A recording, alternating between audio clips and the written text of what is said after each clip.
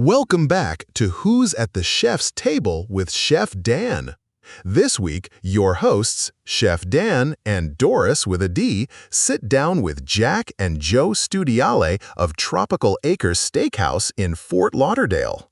Hi, everybody. Good. I'm Doris WithaD, and here we are in Fort Lauderdale.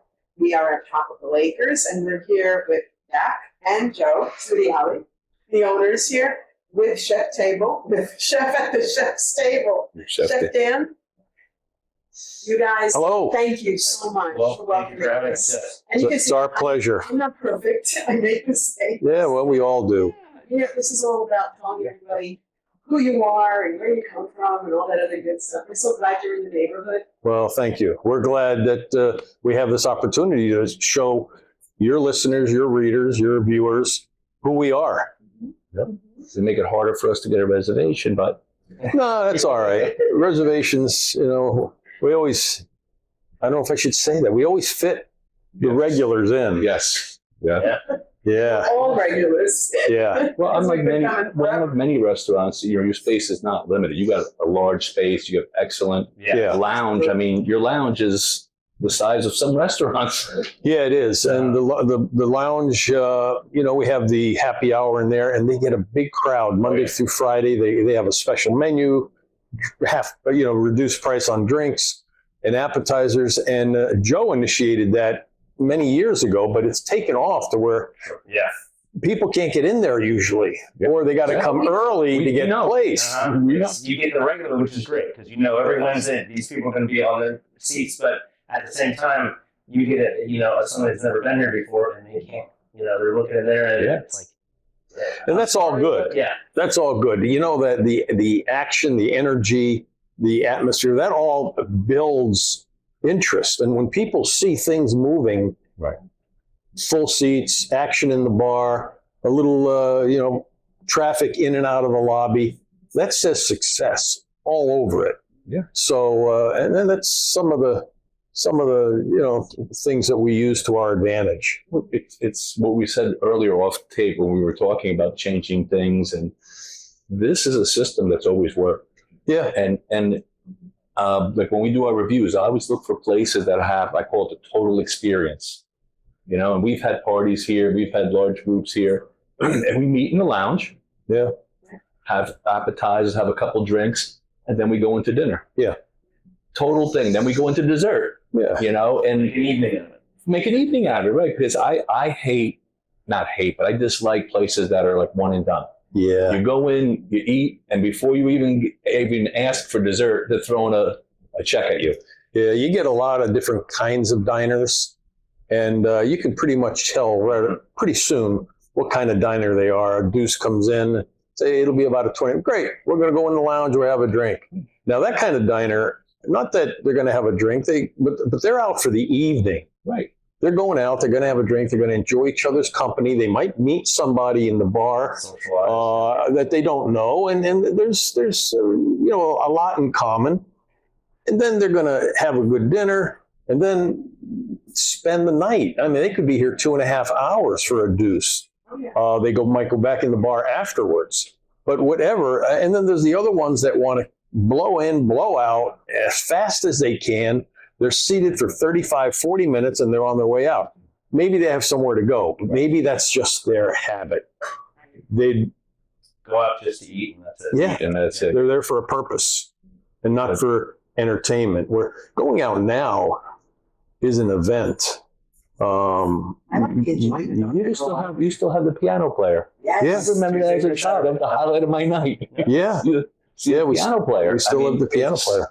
And when we bring people, they sit here and they say, "Oh, is that music?" I'm like, "No, it's a real piano." They can't believe it. They're like, "A real piano?" Yeah, and that's Tuesday through Saturday, 6 o'clock to closing, and he plays and he gets a lot of requests, and there's always someone there. Joe's he's the standard pianist, but if he's unable to, he always fills in with one of his substitutes, and usually we enjoy the substitutes. Not that they're any better than Joe, but we listen to Joe every night. Right. And it's nice to get a little different repertoire. So they all add to the. No, what's interesting, Joe said about meeting people at the bar. Yeah. Two or three times we've met people at the bar. Yes. Yeah. You know, it's just how it is. I mean, it's conducive. It's conducive to, like you said, a complete night. My wife and I were at Anthony's 2 or 3 weeks ago, and we sat at the bar for dinner, and we were talking to another couple, bar. Isn't it? Yes, it is. In fact, we were there Monday afternoon, Labor Day. Was it Memorial Day? But we ate in the diner. But we were at the bar, and we met this nice couple, and they had never heard of us. They live in Pompano, right? And of course, we're talking, and guess we had dinner together because they were 2 and we were 2, and we started before them. So, but of course, what happens Saturday night? They show up, which was nice. That's cool. They showed up, and they sat in the bar and had dinner. And I didn't know until they were probably halfway through. But Terry said to me, "That couple looks like the couple that You guys were talking to. we were talking to at Anthony's That's cool. Clam House." Yeah. And it was nice to see him. Of course, then I went over and Did you get to meet Walter? Oh, the owner? The owner, yeah. Yeah, sure. Real nice guy. Him and his boy, his son. Real nice guy. They do a nice job. They've worked hard. I saw that from the beginning, and they're doing everything right there. Well, like Joe, have you been there? Yes. So you know, same thing. I've The met bar, yeah, absolutely. the same thing. The bar, the complete experience. Yes. You know, so many places they just lose tradition. I guess I don't know. Yeah. The formula that works. It does, and there's unfortunately the casualty rate in the restaurant industry is high, and I don't know if it's people don't give it are getting into it without the experience. They think it's easy to run. There's a lot of reasons. Maybe they don't have the backing. Maybe it's a personnel issue. Maybe they think more of their own ability than they actually have. Maybe they're not as hands-on as you need to be. Or they get complacent. Yeah. There's so many things. Now, everything I just mentioned, that's critical. You can't take a day off. If I'm off, Joe or Jackson are here. If they're not, I am. Right. But somebody has to be here. And I don't mean sitting in the office. I mean on the floor, touching every table. Yes. How are you? What can I get for you? And you will hear that from customers. If they don't see one of us, it's their. Yeah. I mean, that's one of our. If you've seen some of our reviews, that's my number one golden rule. Is the hands-on. We talked about Cafe Max. Yeah. We were there on a busy Saturday, I think it was, or a Friday with my father. Packed. Sure. And I saw Daryl come from the podium because he was the maitre d', and I see him go to a table that was empty, and I saw him just moving stuff around, and then he put like another fork there, whatever, and I realized he was checking that table because he was seating somebody there. Yeah. And I'm sitting there saying, if you had a Johnny-come-lately manager that you pay whatever, they're not going to do that. No. And that's the hands-on. The setting could be incomplete, could be soil, this could be something that just wasn't right. And to me, it blew my mind because that's the owner. Yeah. Oh my God. And that's the owner has to do it if anybody's going to do it. But that's the thing. That's the success because, like you said about people not having the experience, a lot of the places fail. Like we go and I'll see it and I'm like, it's not going to work. I could tell because they're not involved or they'll say, where's the owner? We like to speak to the owner. Oh, he's in Bahamas now. When's he going to be back? One person was like a month later, he'll be back. Yeah. And I'm like, who's running? And I hate to say it, who's running your business today? And when people say to me, and I've been in this since I was 14 years old, and I hate when people say, oh, the restaurant business, they go out of business so quick, 50%, whatever. And I sit there and I say, look at Tropical Acres. Look at well, that's nice. Look at all the places. Chef Dan, that's nice of you to think of us when that comes up. If it is true, you know how long we've been here? Yeah. 1949. So this is our 76th year. And I don't think there's a day goes by when we don't appreciate each one of those years. And say it can happen. You survived 2 fires. 2 fires. Everybody survived. Well, the pandemic that put a lot of people out of fire. But there's a lot of the things we mentioned, keys to success. Yeah. But the other thing, really, and it shouldn't be overlooked, but the personnel, Yes. the people you have in immediate contact with your clientele, it is so critical. They have to be, I mean, there's and I'm telling you, you can, and I've always said it, you can indirectly direct them or control them, but you can't control them. Right. People are personalities. Sometimes they have days that aren't as good as others. Sometimes they might have a little bit of a chip on their shoulder, or be a little surly attitude, and or a little complacent.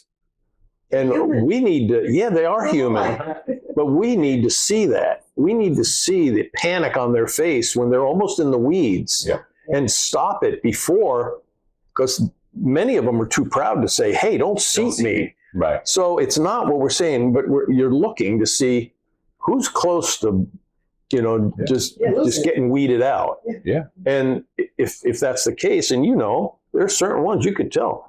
Danielle, remember her? Mhm. You could tell 10 minutes before she was going to lose it. And we would shut her down. We'd we'd give her some help. Take it easy. We would Yes. kind of run interference, make sure she doesn't get to that point. See, that's family. I love that. It's family. You have longevity Yes. too. I mean, Yeah. when we were talking the other day, you had a gentleman 38 years here. Yeah. That's I misspoke. I said, what are you here, 35? He said, no, 38. Don't you remember? I said, no, I don't. But that's 38 a testament years. of you guys. That's a testament of how you run the That's place. Fitz, yeah. Because if you didn't run the place good, you wouldn't have that. Yeah. And again, the redundancy, when we see places that have been around a long time, they always have somebody 20 years, 30 years. Yeah. And that just shows. Yeah. And to me, it says, that's why you're still in business. You're doing things right. You know? Well, I mean, we see places in Fort Lauderdale, they open up, they're there just about a year, season comes, and we see a new Maserati out front or a new Porsche out front. Wow. And I'm like, do you know it's going to get really slow for about 3 or 4 months? And then all of a sudden, you'll see something closed for renovation, and then yeah. and it's like they didn't know. I mean, we spoke to a gentleman in Lauderdale by the Sea, and he said he banks all his income, the money, for the year, and then when season's over, that's when he gets his pay. Yeah. Whatever's left from that Yeah. after season, that's his pay. Well, whatever you do, you better pace yourself. You need to do it so that you can take the lean months with the with the months that are thriving. Now, years ago, the summer months in South Florida were lean. Yeah. The population has grown to the point where there's very little difference between June, July, and February and March. Right. It is different. It's busier, but not 40% like it was 20 years ago. Right. I mean, you had a dramatic people say the season. You had a dramatic season, and then you had the off season. Right. But that doesn't happen now. We're a metropolis. I mean, you've got all the municipalities around us. People come from everywhere. Yeah. And You're an institution, Jack. yeah, and that has a lot to do with it. Your story. Let me tell you. No, it guys are could be. awesome. It could be. There's a lot of fine restaurants out there, and they just have to stay with it. Yeah. A lot of people get tired, or they have nobody to turn it over to. Now, I've got Joe and Jackson that are, they're obtaining ownership, and they're, as long as you keep doing your job, otherwise I'll bounce you like a hot potato. Probably, Bob, though. I mean, during COVID, you came up with the butcher shop. Yeah. That was ingenious. Yeah. When I saw that online, I was like, that's Yeah, so it was, we closed on March 16th. It was just before the county closed, Right. mandated restaurants to close. And we had announced on Friday that we were going to close March on the 16th. It was March, I think, and Monday. To go for a little bit, and it wasn't. Yeah, and we were through social media, Facebook and Instagram and such. We said we'll be doing takeout, so we did takeout. I wanted to keep the staff busy, so we kept them busy, and we were doing some takeout. But on March 7th, on Tuesday, I looked at my cooler, and we had $35,000 or $40,000 worth of meat. This was March. Yeah. And we had a large inventory, and yeah, we could have frozen it, but we don't freeze meat. We just don't. Once you freeze it, you slack it out, the cells purge, and you lose a little moisture. So we don't freeze it. So I said, how are we going to get rid of $30,000 worth of inventory? And the, social media. Yeah. We put it on, and the next morning, I opened up the next morning because we were closed. So we had a light crew. We didn't have to, I called Marie, my sister, I called you. I said, the phone's ringing, I can't answer them all. And everybody came in, and I was taking orders and we only put like 3, 4, 5 items on there. Yes, I think it was like some steaks or something. Yeah. We were cutting it to order because and then the rest of the month, we geared up. And then we called in a lot of our staff. We were paying them. We determined to pay them regardless, because we were closed, and it wasn't through any fault of theirs. So we can take the hit. So I said, okay, now I got you scheduled, and we scheduled them. Everybody that wanted to work was scheduled. Some of the shifts were only 4 hours or 5 hours, so that we can give everybody shifts. And it became a monster in March, April, and May. And we did as much business in the daylight hours as we normally would do in the dining room. Wow. Yeah, we match. Our accountant couldn't believe it. She said, you did what you did last March, and you were closed half of the month. And then April, we did it with half the payroll and daylight hours. Wow. So it was good. But yeah, and then we ended up keeping it, as you well know. I saw it when we were pulling up the sign. Yeah. So it's good. People count on it. They quality steaks. So they are quality. So if you want to try to cook it at home. Yeah. And actually, I think, we're known for our steaks. Our seafood is awesome. We have a lobster special that we run all summer, May through October. It's the 2-pound Maine lobster.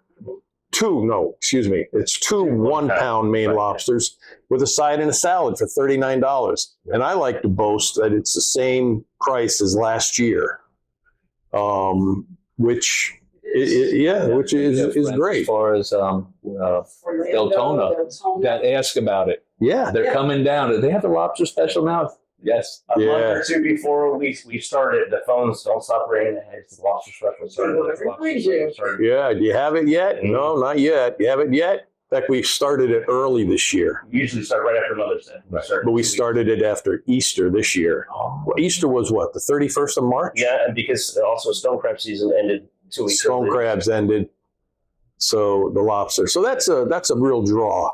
And that puts a lot of people in the seats. But other than that, the steaks are when we bring people out there, what they get, everything's. And the filet mignon is the most popular one. Yeah.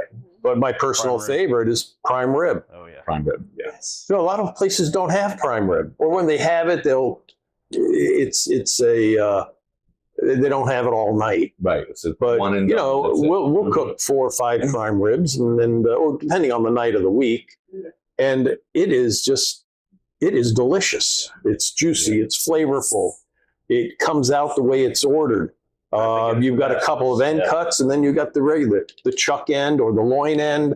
You get a lot of requests for different ends. Specific. Yeah. A lot of people like the chuck end because of the decal. Right. The spinalis muscle on the top. People go crazy. People who know it, love that spinalis.